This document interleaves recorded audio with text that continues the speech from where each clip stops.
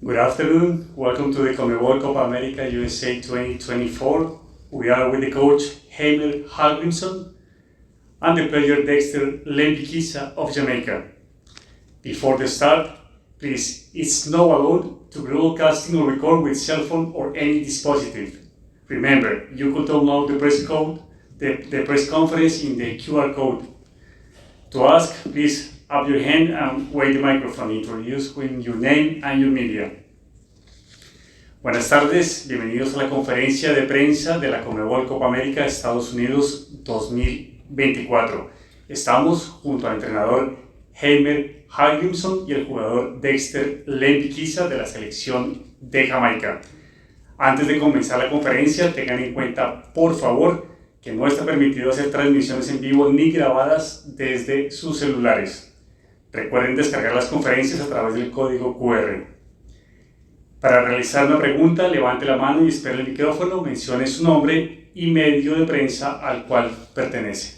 Questions? Thank you. First question. Andrea Montolivo from FN News, the Spanish news agency. So I would like to know your thoughts about Ecuador. What do you expect from this match, and what do you think of this national team? Well, I know Felix quite well, so I know what kind of football style he would like to play. We have analysed them, of course, really well, seen a lot of games. All pretty similar. They are really aggressive,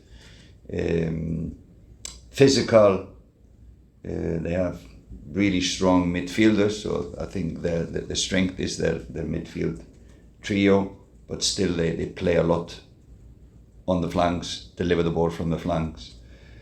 But most of all, it's the energy in this team, it's the commitment in this team that is going to be the trickiest for us to defend. But in general, no wonder I would say this team was supposed to be the top team in this group and was expected to qualify from this group. I can surely understand why everybody expects them to win this group. So they are now under a little bit of pressure after losing the first game. So I think they will even be more intensive when they come and face us tomorrow.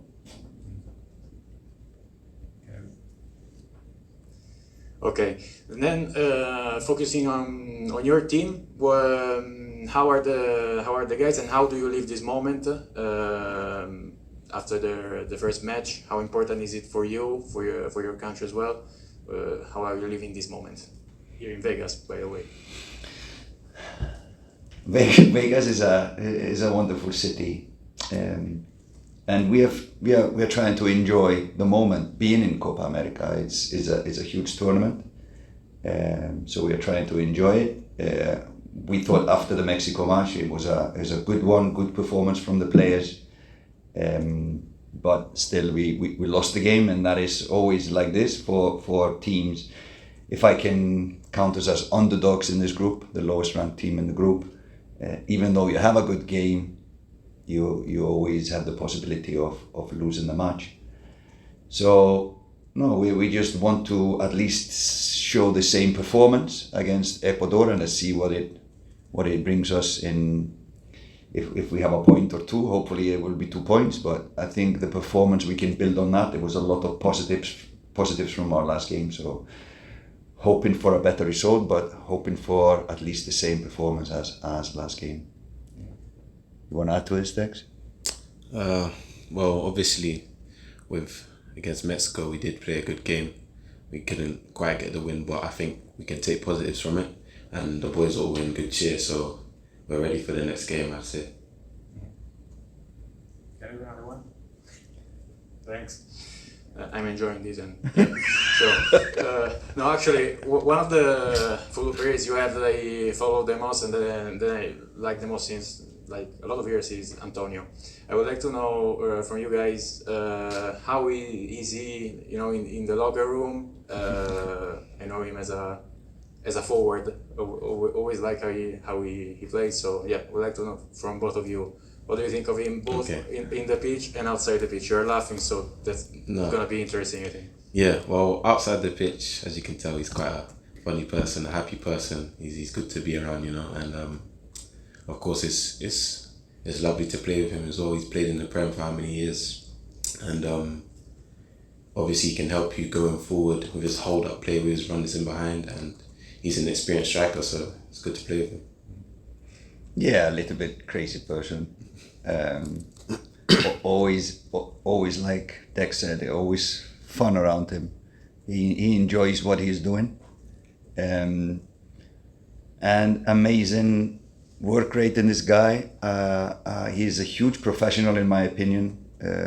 Probably should be playing American football by the size of his body, but he's doing this, and the effort he put in, for example, in our last game was amazing. The runs he took, and the power probably that went into that match for him was amazing. And he's just leading by example. He's one of the senior players in our squad, so he's leading by example, and it's fantastic to have a guy like this in our squad and in our team. Kerry James, Football in 90. I have a question for Dexter first and then one for the coach. So Dexter, even though you're still young, you're like a staple in the team now. You've been to pretty much all of the most recent camps. How do you find the vibes in the camp, and how do you see your role in helping the newer players kind of fit in? Yeah, well, it's good, man. It's thanks to coach, you know, and of course thanks to Jesus that I've got this opportunity to come and play for the national team, you know. It's been amazing so far, coming to these tournaments and even playing in the friendlies, having an international call-up. But I'm enjoying every bit of it. And for the young generation, obviously, they see that coach can give them a chance. If we perform, he'll play us, you know. So I think it can inspire them in that way. But so far, it's been great, the atmosphere, the vibes, all the boys. Since I've came in, they've all been welcoming, so I've enjoyed it by the grace. Good. And coach, question from the Mexico game. So in the 68th minute, you made a double sub. Damien for Demi, and then Michael for Dish. You want to expound on your thinking behind the two substitutions? No, there was at this moment I thought Mexico had the upper hand, so just wanted fresh legs. I think our depth is always growing in the squad, so rotating was in this case I think a good thing. Fresh legs, they came in with energy, experience both. So and we are planning always to go far in this competition, so we need to distribute the load between the players.